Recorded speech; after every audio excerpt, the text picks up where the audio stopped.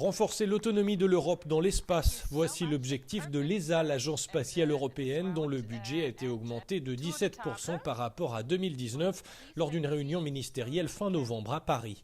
Une décision saluée par Philippe Couillard, ancien dirigeant de l'industrie spatiale, qui a piloté depuis les années 90 un grand nombre de projets européens. Il y a eu de belles décisions. Donc il y a eu notamment des décisions en matière d'observation, en matière de science, en matière de lanceurs, où a été réaffirmé que les Européens allaient faire des efforts pour soutenir Ariane 6 et Vega C, leurs deux lanceurs. Et donc, je pense que tout ça est très positif. Les ministres des pays membres de l'ESA ont réaffirmé sa nécessité de disposer d'un accès indépendant à l'espace, ceci dans un contexte d'accélération de l'industrie spatiale, rappelle Philippe Couillard. L'Europe a besoin de sa souveraineté en matière d'accès aux orbites, c'est absolument certain.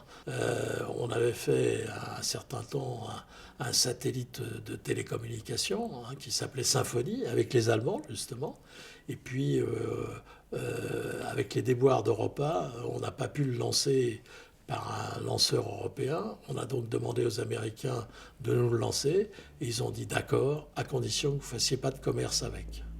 Vous voyez bien que si on n'a pas de lanceur, on ne sait pas commercialiser, on ne sait pas faire ce qu'on veut, on ne sait pas lancer ces satellites militaires qui sont de plus en plus importants, que ce soit observation, dans l'optique, dans le radar, etc. Le nombre de lancements a beaucoup augmenté ces derniers temps, et notamment à cause de la Chine qui lance de plus en plus.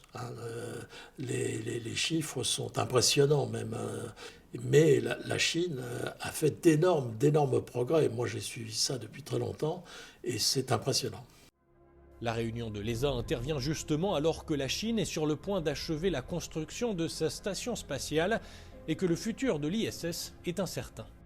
Ce que je vois, c'est que les Russes respectent leur engagement jusqu'en 2024.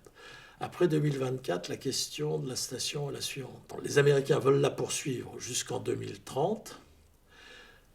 À la ministérielle européenne, l'Europe a dit oui, on y va.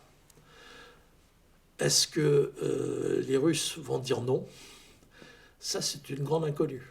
C'est dans ce contexte que l'ESA a également présenté sa nouvelle promotion d'astronautes. Mais l'agence a encore reporté le lancement de grands programmes visant à acquérir une autonomie en matière de vol habité, regrette Philippe Couillard.